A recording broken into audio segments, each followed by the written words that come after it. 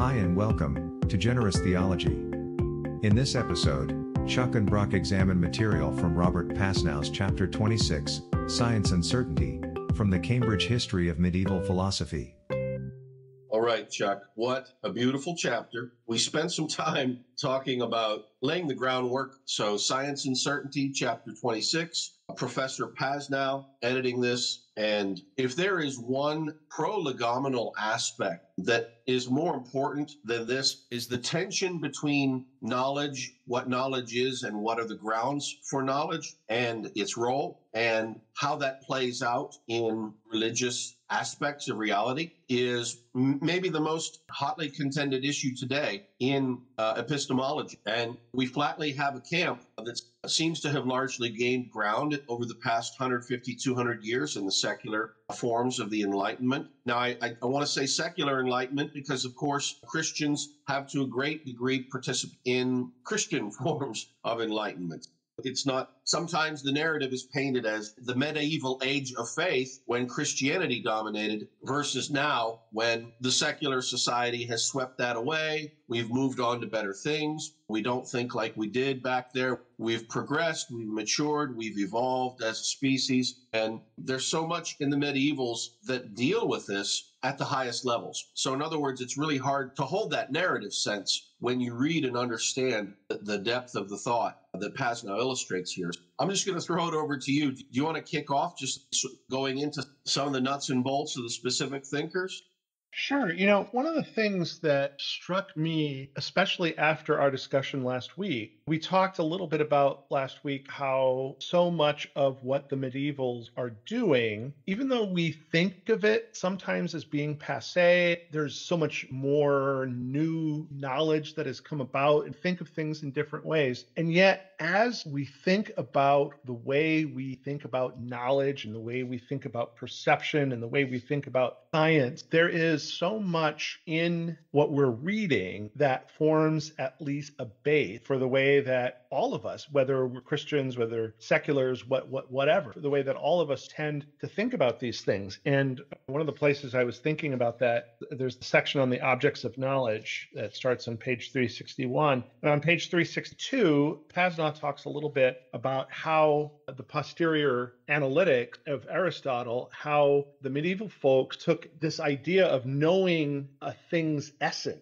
knowing what a thing is and knowing its essence. That was really important as to the way they learned about things. And Pasnau writes, a scientific understanding of the natural world on this view, on this very medieval view, but a medieval view that's based very much on Aristotle, is not simply a comprehensive listing of true sentences about that world. Instead, it is a grasp of the essential features of the world, which brings with it an understanding of how things necessarily are and how they necessarily relate to other things. And it struck me as we think about the way we teach science, the way we teach history, the way that so much teaching is done, whether at the college level or below that at the primary and secondary level, that way of thinking, that understanding that we learn about the natural world and we understand the natural world not merely as a list of sentences, but rather as a grasp of features and how they necessarily are and how they necessarily relate. That, I think that's exactly how people are taught to teach. And I remember, for example, in high school, my freshman history teacher, who was an excellent teacher, Mr. Crott, and Mr. Crott used to tell us, I'm going to teach you history in a different way than you've probably ever learned it. You probably think of history as just a series of facts. And this happened in this year, and this happened in this year, but we're not going to do that. We're going to talk about the interrelationship of those things and why did things come out to be the way they are, and how is there a relationship between various ideas, various countries, and a relationship between geography and history and science and all those kinds of things. And as a freshman in high school who liked history and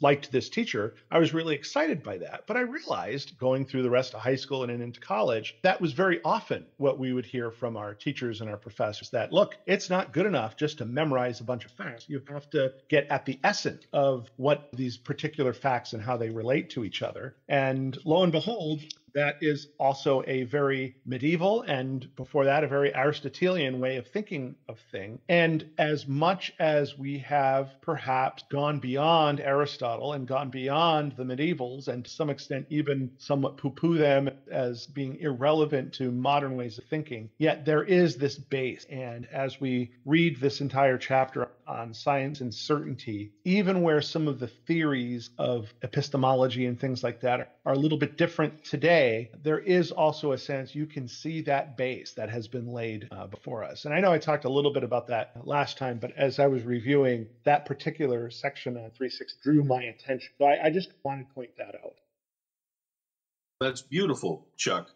That's so well said. I'm going to take a slight detour here, and please forgive me, but I will come back. I will return. But you were talking about one of the key Aristotelian scholastic terms when you were talking about essences. And one of the things that struck me that I wanted to bring out is the way that modern thinkers, and by modern, the secular Enlightenment thinkers of the last 150, 200 years or so, roughly speaking, maybe you can delineate it starting with Kant and the German idealism. Maybe that's a good place to start.